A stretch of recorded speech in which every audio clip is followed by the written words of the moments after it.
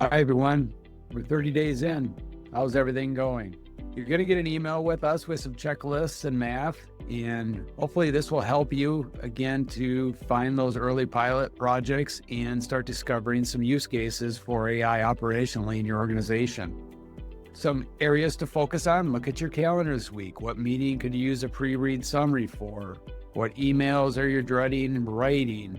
What report do you build the same way every month? These are all great candidates to start. Remember, not every pilot has to scale. Tweaking and stopping are still valid outcomes, and learning still has ROI when you learn on something that doesn't work as you work through that side. As you work across your organization, share your wins and the failures. Everybody learns in that process.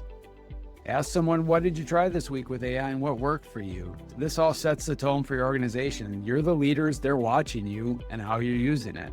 Really, the only wrong way to use AI is choosing not to use it at all. So if you're stuck, reach out. That's what we're here for.